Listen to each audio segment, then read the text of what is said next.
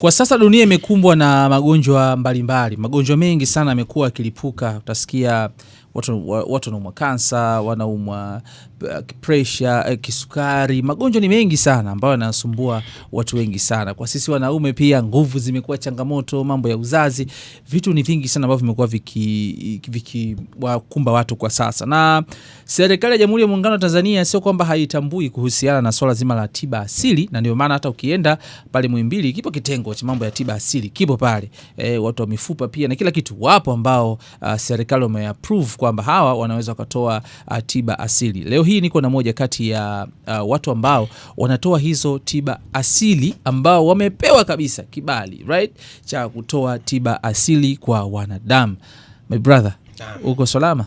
Salama. Uko poa kabisa? Shukuru Allah. Kwa wale ambao watakuwa hawakufahamu, ungejitambulisha kidogo?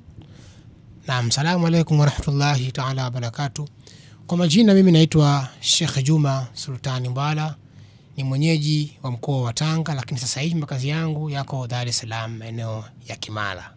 Okay, Sheikh, sasa hivi kumekuwa na ongezeko kubwa sana la matatizo. Magonjwa yamekuwa mengi. Watu na kila siku wapo hospitali, wapo huko wanapata tiba, lakini wengine wameona sasa okay fine, haya madawa ya hospitali mwisho wa siku pia yanatoka kwenye mitishamba. Sindio? Yes, wengine wanarudi kwenye mitishamba. Kwanza kabisa nataka nifahamu kwako mpaka sasa, kwa experience ya kazi yako, ni magonjwa gani ambayo yamekuwa kisumbua sana watu sasa hivi? Kwa sasa hivi, kwa experience yangu, uzoefu wangu niliokuwa nao, ni magonjwa mengi yamekuwa yakisumbua katika ulimwengu. Naweza nikataja kwa baadhi ya magonjwa ambayo yamekuwa yakisumbua ulimwengu. Kwa maana haya maradhi ama haya magonjwa yamekuwa yako namna mbili. Yako mengine ni kweli yanasababishwa na kadari za Mungu, lakini yako magonjwa mengine yanasababishwa na watu. Kwa mfano naweza nikazungumzia kupooza kwa mwili, stroke.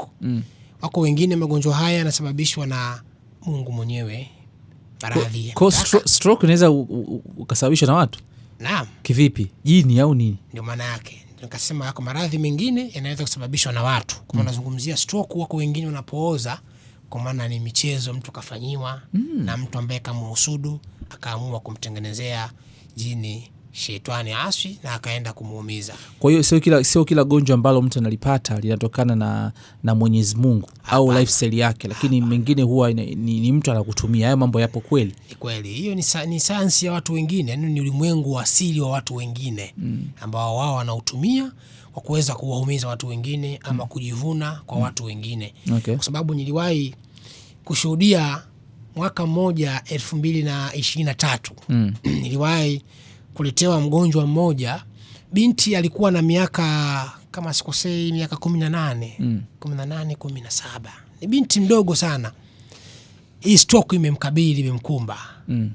Ile siku ambayo ameanguka, mimi ndo nikaletewa ofisini kwangu, kaambiwa mgonjwa ndio huyo. Nikawaambia hii stroke hapana, huyu amefanyiwa, amehusudika na mtu ndo kamtengenezea hili jini. Wallahi summa wallahi, nilipomtibia yule binti, ndani ya masaa mawili tu alikaa sawa, ile stroke ikaondoka. Kwa jambo linakuja kwa stroke zingine zinasababishwa na watu. Ni uchawi mtu anakutengenezea, anaamua kukufanyia ili kukumoe tu, uhangaike na maradhi, upate shida tu katika dunia. Okay.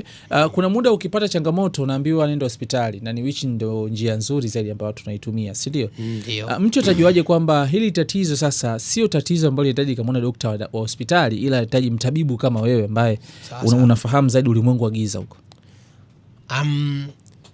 Njia ya kugundua, unakuta mwingine shafika hospitali tayari ameshaanza kupatiwa tiba, shantukiwa madripu, lakini shida inamsumbua si pale alipokwenda hospitali. Kumbe ni shida ambayo anaweza akapatiwa tiba za asili ama akapatiwa dawa za mitishamba na akaweza kufanyaje, akaweza kukaa sawa.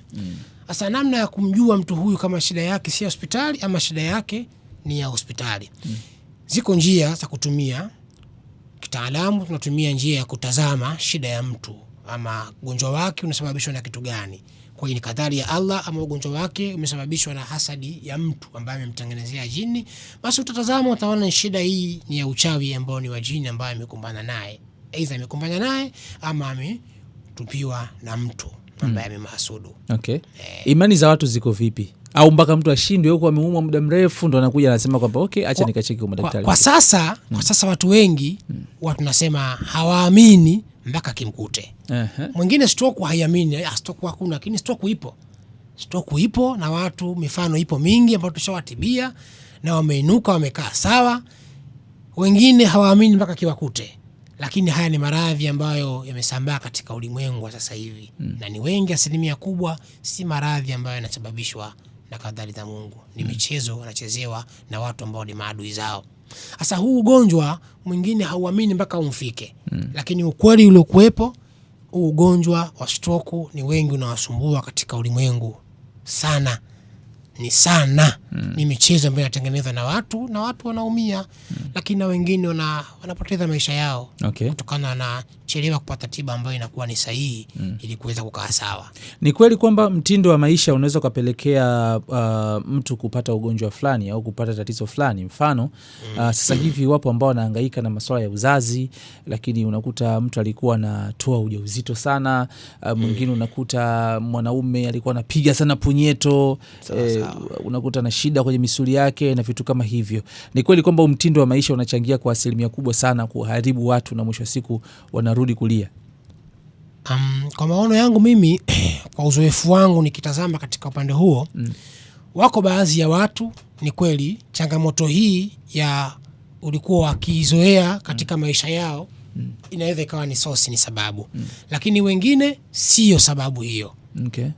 Iki ni alikuwa akifanya kweli kitu hicho mtu, lakini viko vingine vimehusudika na watu. Kwa mfano tukizungumzia uzazi. Uzazi pia umekuwa ni changamoto kwa watu ulimwenguni, kwa dada zetu, mama zetu hawa. Ni kweli wako wengine walikuwa usichana wao wakitoa mimba, kwa nini alikuwa wanajua watu zaa tena. Lakini ndio usichana, sasa kuzaa muda bado ni usichana.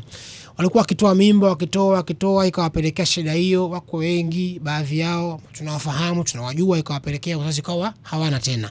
Lakini wengine wao sababu sio hiyo. Lakini wengine wao inakuwa ni michezo wamechezewa ama amefungwa ili uzazi wake uwe wa shida. Lakini mwingine katika upande wa wanaume marijali kwa nguvu za kiume, wako wengine ni kweli ile michezo wanasema ya kujichua katika mishipa ikawapelekea kuwa na nguvu za kiume kupoteza. Na nikasema ni sahihi kwa watu wengine, hii ni shida ambayo imewasababishia kutoka kwa kifanya. Lakini wengine sababu sio hiyo. Wengine ni michezo pia ambayo wanahusudiwa na watu. Wako wengine wanakuwa na ukosefu wa nguvu za kiume, mapungufu ya nguvu za kiume ni kwa sababu ya kuchezewa na watu wa karibu zao. Sawa. Darasa hilo zuri sana. Pia nataka nifahamu ili swali.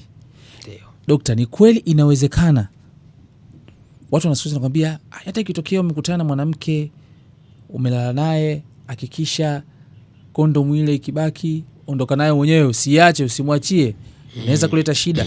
Ni kweli mtu anaweza kufanyia vitu ambavyo sivyo au akakuchezea kutokana na lese kama hivyo kondom au mani zako akazitumia kukuharibu?